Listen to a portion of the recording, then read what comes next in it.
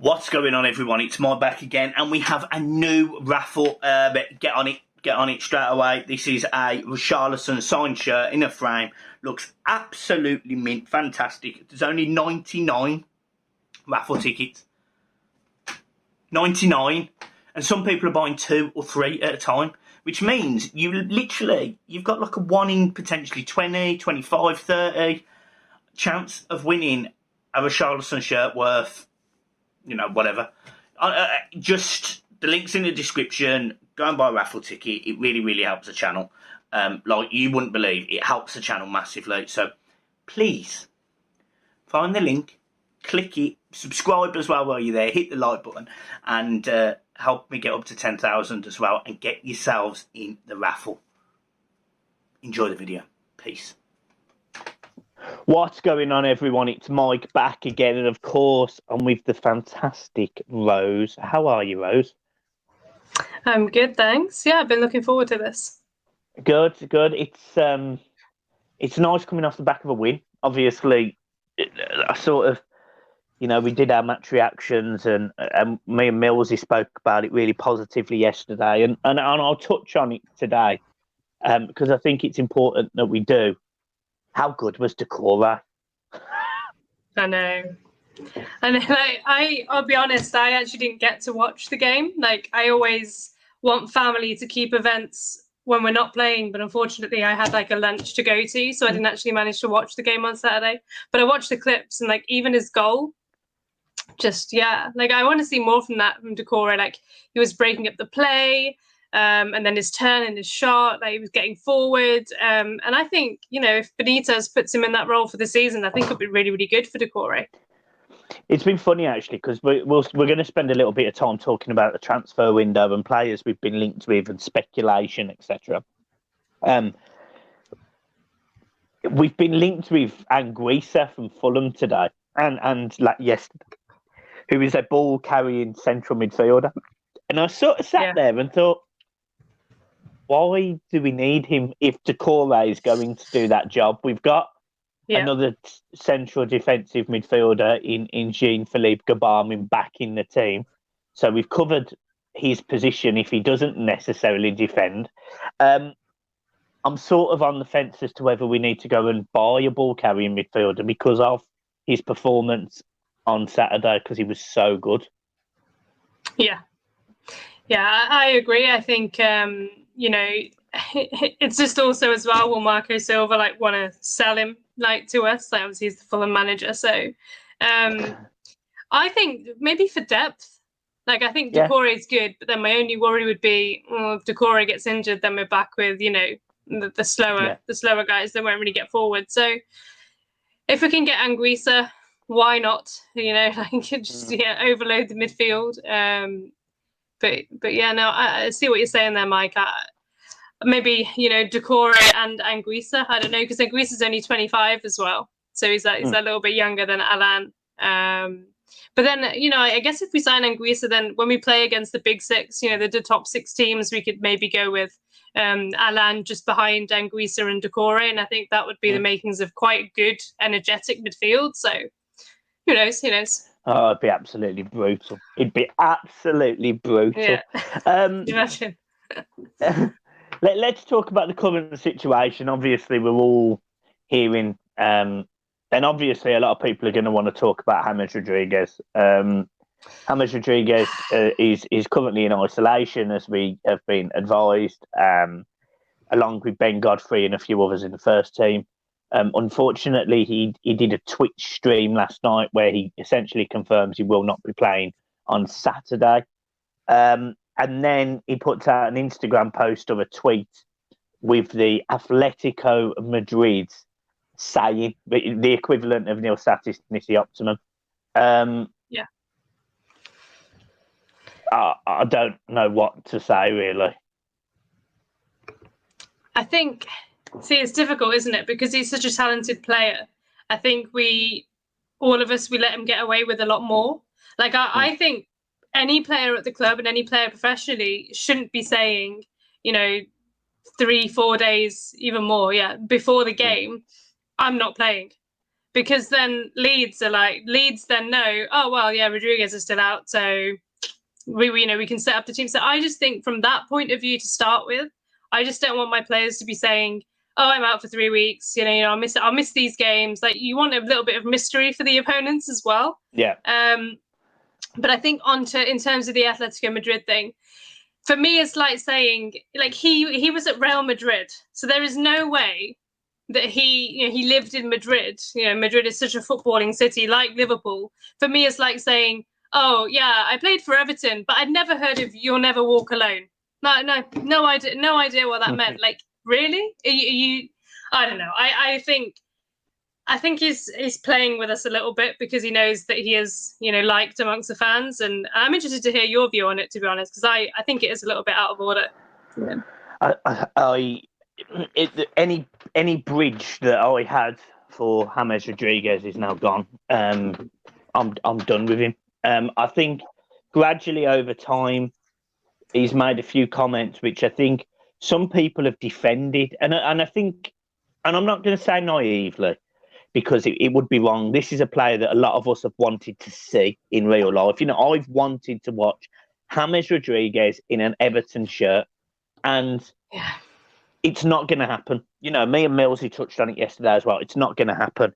It then comes out that he's not playing because of isolation. Well, that's fair enough. That is that happens. Fair enough. Rafa Benitez comes out and explains, look, he's out. He's been in isolation. Then there's a Twitch stream on the night, and he says, look, I'm in isolation for a further 8 days or something, which rules him out, if I'm not mistaken, until bang on Saturday, which means he wouldn't have trained, he wouldn't have done any.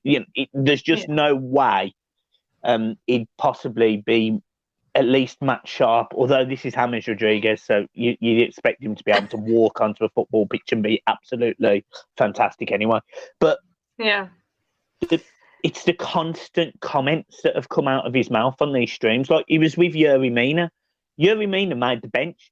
So while he was apparently isolated, there was a picture with him and Yuri Mina. So in that period, who managed to infect James Rodriguez, Raul Virginia, Ben Godfrey, all of these players that apparently were out, and Yuri Mina managed to sit on the bench? I don't understand. And then he makes a few comments that he's not going to be playing on Saturday, which, again, I just sit there and think, exactly like you, why are you saying that? Why are you saying that? This is a manager in Marcelo Bielsa who, praise him as highly as I think a lot of people do, and he is a very good manager. I'm not going to disrespect the guy. I'm not going to say. But this is a guy that sent scouts to go and watch Derby. Yeah. This is a guy that had a guy peeping through a fence to go and you're telling him see how and James Rodriguez is fundamentally going, right, I'm not playing. So now it's up to Bielsa to go, okay, well, how does that mean Everton are going to play? And he's a tactician. He's one of the best, in my opinion, in the league for it. He's very good at reading a situation. He's very good at picking a side that can beat a team in front, albeit not against Manchester United. But I just think it was piss poor from James. I think it was piss poor. I think it was ill thought out. And I know there's Everton fans that still, to this day, are defending him, as I was up until about a week ago. I even said yesterday, on yesterday's video, I want James Rodriguez to stay. And at this point, I'd happily put him on a plane or get him in a taxi and cart him somewhere myself, because I am done with him. I'm done. I'm finished. I also don't think his heart's here. So as much as people have criticised Rafael Benitez, and they have criticised Rafa for it, fair enough. Like, some of it may well be he's pushed him out the club. No one's ever going to find that out. But the simple fact of the matter is, I'm going to trust Rafa more than I'm going to trust James Rodriguez, because Rafa Benitez has got to manage the other 25 players in that squad. So, for me, it's one of them. No, but that's the thing as well, is, he does these Twitch streams and Instagram posts, but there was something that I noticed. He didn't do a post after we won saying, well done to the team, or, good 3 points today. So, like you say, his heart's not here. If he doesn't want to be here, if we get an offer, Firmino, just take it. I'm the same as you. You know, I think it's a real shame that Rodriguez himself won't play in a full Goodison behind him like we all were on Saturday. You know, he won't experience that. But if his heart's not here, then. But the issue is, I think it's the wages we've put him on. You know, teams don't want to play that. He's really not going to want to take a pay cut. So who knows? I don't see him being here at the start of September, but I just don't know if a club's going to come in for him, you know, and let him go. It's going to be very interesting to see what happens with James, because loads of people are talking about different amount of wages as well.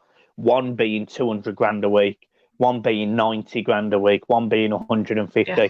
No one really knows at this point. I always believed he was on 90 grand a week, and I've sort of stuck to that. But he may well be on lots more. He may well have appearance bonuses. He may have all sorts of money coming from Everton Football Club, part of his deal, that we just don't see. You know, there might be a brand deal for Colombia, for example. No one knows. I just find it very, very interesting that we've had James Rodriguez. He's gone to Florida. He played in those games. He's come to the Premier League, and he's almost been a no-show. And I get the isolation thing. I really do. But there's not been anyone come out at any point and go, he's not for sale. You know, we've seen managers go, if they're interested, they're either going to have to pay mega money or he's simply not for sale. And Rafa Benitez has never said that about two players, Moise Kean or James Rodriguez. And I find it very interesting at this point that James, I'm not going to say he's thrown his toys out the pram, because I don't necessarily think he's a disruptive influence massively, but he's just heart. His heart isn't here. I think Carlo Ancelotti managed to say to him last season, look, come and play for Everton Football Club. You're doing me a favour. We're building a project. You're going to be the main man for it. You're going to be the whatever. I even think potentially he disappointed Carlo last season because he didn't play over Christmas for whatever reason. A lot of people believe he was injured. No one really knows. He also had that issue at the end of the season where he left a week early. Again, no one really knows if he was really injured or not. How long has he actually wanted to play for Everton Football Club, or have we just been a stopgap in his career to get him out of Real Madrid? I think the second one. You know, I think when Ancelotti left, my concern was he's going to be right out the door. The fact that he stayed for the pre-season, like you say, I thought, okay, maybe he wants to stay, but we haven't got time for it. You know, we need energy in the midfield, we need pace, and for as good as he is, if he doesn't want to be here, it's like any other player. You know, you've got to go. I love him, you know, and but it's just not feasible. Let's move on then. Talk about some of the players that again could be potentially leaving. You know, I think a few people have commented on, if there's going to be action at Everton, it's going to be the last week of the window, and we're certainly getting up to that stage now. I think there's 13 days or 12 days left. We've been linked with a number of, I'm not going to say risk. No, I am going to say risk-free transfers, in my opinion, because they're not cheap. That's the wrong word, but they seem to be incredibly low value for potential money, etc. We've been linked with Butter, I think that's how you pronounce him, or Butu, who's a right back. He seems to be quite high on Everton's radar. I think there's something in that. I think there's real legs in it. Do you think that's the right player for us to go and get, or do you think you'd wanted some bigger players, or maybe off the book, and go for a bigger signing? I think I'm going to give a challenge to the viewers in the comments. Has anyone seen him play a game of football? Because I haven't. So that's the first disclaimer that I'm going to give you. Because I don't watch Antwerp very often at all. I think I'm actually on board with these low risk signings. I think what we saw on Saturday is just a hard working team in the second half. You know, a team that was willing to fight for each other and, you know, played with some passion actually. And so, like, Gray and Townsend, I'd single out, you know, Decore. If Buta can come in and, you know, can cross the ball and get forward, great. Like, you know, if it's, what was it, like 2-3 million? Like, something, 4 million, really I low. think, yeah. 4 million. Yeah, if he comes in, works hard. How old is he again? Is he 20? Yeah, 24. Doesn't have a long history. A longer injury history. Because I think Wolves are also interested in him like a couple of years ago as well. And then Leicester before that. So like he has had interest in the Premier League in the past. So why not? I'd rather we did that than like, I don't know. Well, I'd rather we signed Aarons, but it's just not going to happen. But like, I'd rather we did that than spent 20, 30 million like on maybe a Dallo from United. I just, because there's more risk and he does have injuries and yeah. So yeah, I'm on board. I completely agree. I actually said this to Millsy yesterday. I said, look, I actually find it quite refreshing that we're having a window where we're buying players who have a point to prove. Demarai Gray has got a point to prove. He weren't great at Leicester. A lot of Leicester fans said he was very good at carrying the ball, but did very little with it. I would say that in the games I've seen with Demarai Gray so far, I actually think he's been absolutely superb with the ball, and actually we've looked much more dangerous when he's had it. He was one of the instrumental changes that changed the game on Saturday, coming onto the left-hand side and Richarlison going up front.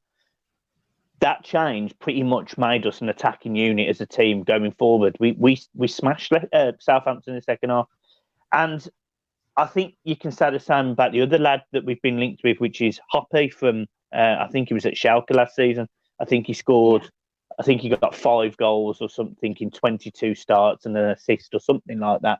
22 or 20 years old, American international, scored a hat-trick against Hoffenheim.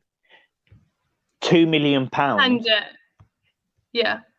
So I was just going to say, interestingly, his mum also followed Everton. So, our fans, we're on it with the internet. We're there. So she's actually followed Everton. Everyone's reading into it that maybe it's done, maybe it's happening. Because why would she follow us other than that? So, yeah. And actually, I think like our history of signing American players, like Donovan, and the ones before that, I think they come, historically they've come to Everton. They work hard. They pay for the badge. I think, would he be kind of as a sub for DCL? I don't know too much about him, but yeah. I don't think he starts. I don't think he starts many games, but I think what he does get is an opportunity in the Premier League. He comes off the bench. He has half an hour. He has 20 minutes. He can potentially change the game. He's got that little bit of pace, and from what I've seen, again, just like yourself, I haven't seen loads of him. I've watched a few YouTube videos.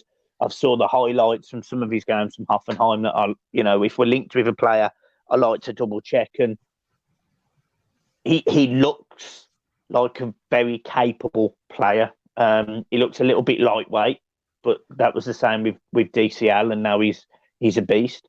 So look, again, for £2 million, there's no loss, because even if you don't sell these players, even if their contracts lapse, we've lost £2 million plus probably £12,000, £15,000 in wages, which to everyone normally, that's a lot of money to me and you, for example. But in footballing terms, it's not. It's not. One of the other players that I think we were linked with very, very briefly, and we have touched on this, was Koulibaly. And the only reason I'm bringing up Koulibaly now, and the deliberate reason I'm bringing up Koulibaly, is because Michael Keane's error on Saturday. Yeah. Otherwise, I wouldn't have mentioned it. Do you think we need a centre-back? Yes, based on that. I've got complete faith in Godfrey. I think he'll only get better. I don't know. There could be a shout there for Branthwaite. Is he gone somewhere? No, Gibson. No, he's Gibson on the bench. Right? Gibson. Yeah, Gibson's on loan. Yeah, I thought, because there was rumours that he was going to go. I think, if Koulibaly comes in, then send Branthwaite on loan as well. How can I say no to Koulibaly? I don't see it happening. But can you imagine, like, Godfrey, Koulibaly, Alan, Doucouré, and Guisa, like these players that we're getting linked with? That is a very good, I think, spine of a team. I think Koulibaly can be like kind of what Thiago Silva has been at Chelsea, some experience. Like, Thiago Silva 35, 36, doesn't matter. They win a Champions League. Like, bring him in. And then, when Kean and Holgate didn't do it too much on Saturday, but when Keane's messing around, get him to shout at them, be like, what are you doing? Clear it. Like, even in training, I don't know. Like, that would be, the only issue is like money. Like, how would we, I think maybe if Moise Kean goes and then we get this Hoppy in, then maybe that frees up the funds for Koulibaly, but who knows? I'm not going to say no. Yeah, I think it's interesting because, the centre-back pairing that we played on Saturday, if I had my way, neither would be at the club come the end of the season, come the end of the transfer window. And look, I'm not saying neither of them are bad defenders, but in the way that Everton are going to play, neither of them fit. Mason Holgate makes errors on the turn. He doesn't seem to be able to play a high line unless he plays in midfield, where the one time we've seen him in midfield, he was phenomenal. And then Michael Kean can't play a high line because, one, he hasn't got the pace, and two, he makes mistakes like that. He's not a ball-playing centre-half. He's an old-fashioned, get his body on the line, and he's fantastic at that. It's just the other side of it. Yuri Mina and Ben Godfrey are my first two pairing. We have issues with Mina's injuries, which, I really hope he can put it together this season. I really, really do. But I don't have any confidence in either of those two stepping in when Mina's injured. I really don't. And this is why I think we need a centre-back. I actually think we need a centre-back, not quite as urgently as we need a right-back, but I definitely think we need a centre-back. Like, certainly over an attacking midfielder, certainly over Anguissa. You mentioned Moise Kean. Apparently, Everton now will consider loans for him. It looks like it's just desperation now from Everton to get him out, which is an horrendous situation to be in. Yeah, I don't get it. I mean, have we seen Moise Kean and DCL up top together? I know teams now we don't play with two strikers, but I don't know. I think a loan. I honestly, I just think a loan is a bit of a joke. Like, he's just going to run his contract down. You're going to loan, then next year. I mean, he joined in 2018? 2019. 2019. Okay, so he's been here 2 years. But then, I just think he's not going to sign a new contract. So we'll have like 3 years left. I'm just a bit, I don't know. It will only be 2 years by the time he comes back from his loan. And that's the thing. I don't know. I think genuinely, I think we're going to make a loss on Moise Kean. I don't think anyone's going to pay the money that he probably should be paid for PSG's sake, because they know Everton are cash strapped, and we know, and everyone knows, that we appear to have a player who doesn't want to play for the club. Yeah, it's that simple. That's the they've got all the even though he's our player, they've got all the kind of the power, and he's got the power as well. With all of his Instagram stuff as well, it's just bizarre. I think I mean, if he's not happy here, you don't want an unsettled dressing room. Same with Rodriguez. Loan them, get them out, and then let's actually have a team that's willing to fight for the shirt, rather than I don't want to play, I'm not going to play, I'm going to be on Twitch more than I play for Everton. I'm not up for that. So Last thing I'm going to ask you, just because I think it's important that we mention it. You touched on Moise Kean, you touched on his Instagram, and he got rid of all of his photos. The one really hurt me, which was the racism, essentially Everton fans putting together, buying a huge flag and showing our support for Moise Kean, and obviously not just Moise Kean, but the wider community. Everyone is equal, gender, race, everything. I was really disappointed he deleted that photo. If there was one photo of his time at Everton I wish he'd have kept, it was that one.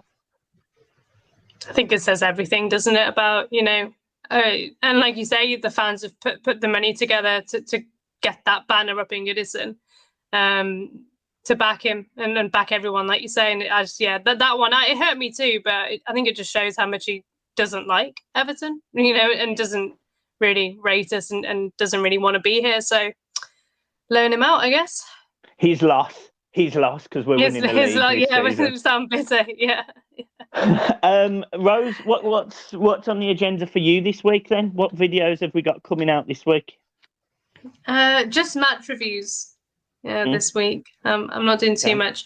I have actually started a new segment that I'm looking for volunteers actually to do like a Premier League roundup, for all of the games, so not just Everton. So I'll be posting that soon. If you're interested in that, then let me know on Twitter, Instagram, YouTube. Yeah, that's a new thing.